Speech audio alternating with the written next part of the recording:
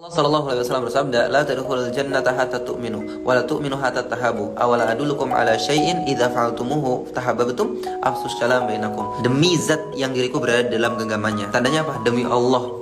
Rasulullah mengucap sumpah, artinya ini adalah perkara yang sangat-sangat serius. Kalian nggak mungkin bisa masuk surga tanpa kalian beriman, tanpa ada keimanan dalam hati kalian. Dan kalian nggak mungkin beriman tanpa kalian bisa saling mencintai satu sama lain. Jadi saudara kita sama muslim, Assalamualaikum, itu bukan hanya sekedar doa, itu juga mengikatkan tali-tali cinta di hati kita. Ciri keimanan kita adalah kita mencintai satu sama lain.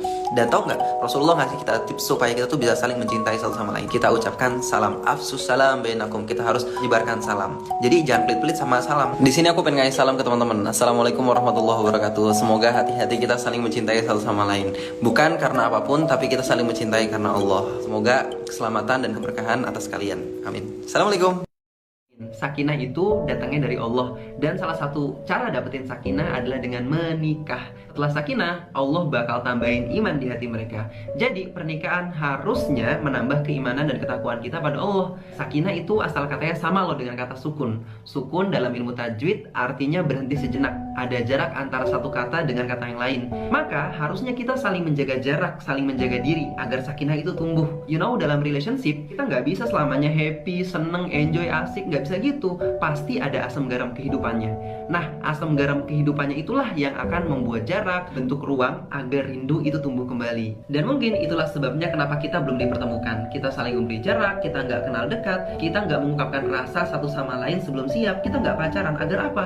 Agar saat kita ketemu nanti, sakinah itu tumbuh. Ketahuilah ketika hati kamu kering, maka percaya deh sebentar lagi hujan rindu pasti akan datang membasahi. Kita hanya berhenti sejenak untuk kemudian bersama selamanya sampai surga. Aku pernah mikir, seandainya iblis itu berwujud, pengen aku bunuh dia, agar nggak ada satu orang pun manusia yang bisa disesatkannya. Tapi iblis adalah makhluk yang Allah izinkan untuk hidup sampai hari kiamat. Dan mendapati kita banyak yang gak bersyukur. Maka salah satu cara untuk menyiksa iblis adalah dengan bersyukur. Syukur itu gimana sih? Ada 3 syarat bersyukur. 1, ketika kita mendapatkan nikmat, maka kita harus sadari itu datangnya dari Allah, bukan dari yang lain. Yang kedua, kita ucapin alhamdulillah. Yang ketiga, kenikmatan yang Allah berikan kita gunain untuk taat, bukan untuk maksiat. Kalau salah satu dari 3 syarat ini hilang, maka itu tanda kita nggak bersyukur. Kita tahu nikmat melihat ini dari Allah, kita ucapin alhamdulillah, tapi kita gunain mata ini untuk melihat gambar-gambar porno, nauzubillah. Itu tanda kita belum bersyukur. Sekarang kita renungi kenikmatan yang Allah udah kasih ke kita. Nikmat mata, telinga, tangan, kaki, gadget, kota kita, mobil, rumah, keluarga kita, anak-anak kita, semuanya harus membawa kita pada ketaatan padanya. Dijamin, kalau kita semakin banyak bersyukur, semakin banyak taat, maka di saat itulah iblis depresi, stres. Pernah gak sih teman-teman ketemu sama orang-orang yang kalau beramal soleh itu kayaknya gak ada capeknya gitu? Kegiatannya padat banget. Mereka semangat, tetap semangat. Dari pagi sampai sore tuh menebar kebaikan. Dan ketika aku tanya, antum kapan istirahatnya? Dia bilang apa? Istirahatnya itu di surga. Kalau pengen istirahat nikmat tuh di surga. Di dunia itu bukan tempat istirahat. Dunia itu tempatnya untuk beramal soleh. Hidup ini kan cuma sebentar ya, paling 60 tahun. Karena umur rata-rata manusia zaman sekarang kan 60 tahunan ya. Dan sayang banget kalau umur yang sedikit ini dipakai cuma untuk santai-santai ngelakuin hal-hal yang biasa.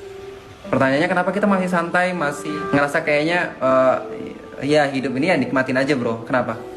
Karena kita masih berpikir kita masih punya banyak waktu. Padahal waktu kita tuh sebentar cuy, cuma 60 tahun.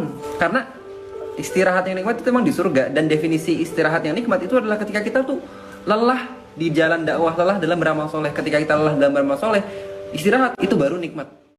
Gak kerasa ya, kita bakal menuju Ramadan. Teman-teman pada siap gak nih? Ramadan itu kayak kita memasuki bulan perlombaan ya, dimana semuanya tuh bakal dilipat gandain, semuanya bakal ada banyak door prize dan kejutan-kejutan dari Allah Subhanahu Wa Taala.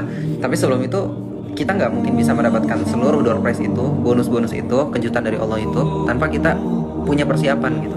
Ibarat kayak lomba ya. Kalau kita nggak persiapan dari sekarang, ya otomatis pada saat kita memasuki hari perlombaan kita bakal tertatih-tatih untuk mendapatkan semua kejutan dari Allah Subhanahu Wa Taala. Kan sayang ya, padahal Allah lagi diskon besar-besaran itu pahala di bulan Ramadan dan kita nggak siap, itu sayang banget. Masih ada banyak banget kesempatan, masih ada banyak waktu untuk kita prepare, untuk kita persiapan dari sekarang. Satu hari berapa jam? 24 jam. Dan setiap orang punya modal yang sama. Aku 24 jam, kamu 24 jam, kita semua 24 jam. Bedanya antara orang yang bisa baik dengan orang yang buruk adalah orang yang baik dia memanfaatkan detik demi detiknya untuk melakukan sebuah perubahan dan sebuah kebaikan dalam dirinya.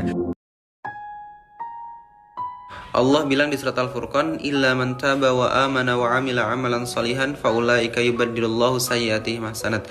Orang-orang yang tobat, benar-benar bertobat ya, tobatan nasuha, kemudian dia menggantinya dengan amalan-amalan soleh, maka Allah akan convert dosanya menjadi pahala. Jadi Allah bilang orang-orang yang bisa taat pada Allah Subhanahu wa taala, beribadah dengan cara yang benar, kemudian dia menjauhi maksiat-maksiat dan larangannya adalah orang-orang yang memiliki ilmu. Jadi jangan pernah berhenti untuk belajar, terutama ilmu agama.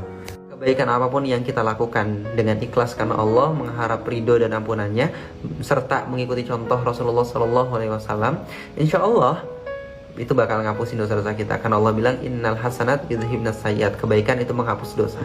Kamu harus bertakwa supaya Allah Subhanahu wa taala memudahkan seluruh urusan kamu, menyelesaikan seluruh masalah kamu, dan memberikan kamu rezeki dari arah yang gak disangka-sangka.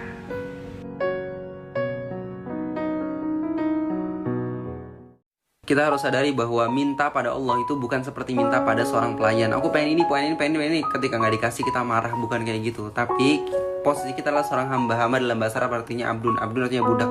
Maka kita berdoa itu bukan untuk dikabulin, tapi untuk beribadah. Tapi ingat juga bahwa Allah Subhanahu wa taala itu ala kulli syai'in qadir. Allah Maha Kuasa atas segala sesuatu. Maka doa-doa kita pasti akan dikabulin. Kalau nggak sekarang berarti nanti, kalau nggak nanti berarti yang akan datang. Dan kalau nggak dikabulin di dunia, pasti Allah ganti di akhirat dengan sesuatu yang lebih baik, yaitu surga. Bahkan tanpa berdoa pun Allah Subhanahu wa taala tetap ngasih kita kenikmatan, rahmat serta kasih sayangnya. Allah kasih kita mata, telinga, tangan, kaki, semua organ tubuh ini. Maka sebelum kita meminta sesuatu yang belum Allah kasih, kita tuh harus mengingat semua kenikmatan yang Allah udah kasih. Karena kenikmatan dan kasih sayang yang Allah Subhanahu wa taala berikan kepada kita itu banyak banget, kita nggak akan mampu menghitungnya. Wa in ta'uddu ni'matallahi la tuhsuha. Dibandingkan apa yang Allah Subhanahu wa taala tahan, kenikmatan yang Allah kasih lebih banyak. Kita harus bersyukur. Allah udah kasih setiap dari kita hidayah, cuman kitanya aja yang gak mau dekat. Hidayah itu apa sih? Artinya petunjuk dari kata hadayah. Nah, Allah udah kasih kita petunjuk. Dengan Allah Subhanahu wa taala ciptaan kita akal. Dengan akal ini kita bisa melihat mana yang benar, mana yang salah. Dan Allah udah kasih Al-Quran dan hadis. Al-Quran dan hadis itu menunjuki setiap lini kehidupan kita. Jadi kalau kita mau ikut Al-Quran dan hadis, insya Allah kita bakal bahagia dunia dan bahagia akhirat. Yang terakhir, hidayah itu taufik namanya. Dan itu cuma Allah Subhanahu wa taala yang berhak ngasih ke kita apa enggak. Makanya kita minta terus. Kita minta minimal 17 kali dalam sehari. Kapan? Pada saat sholat 5 waktu.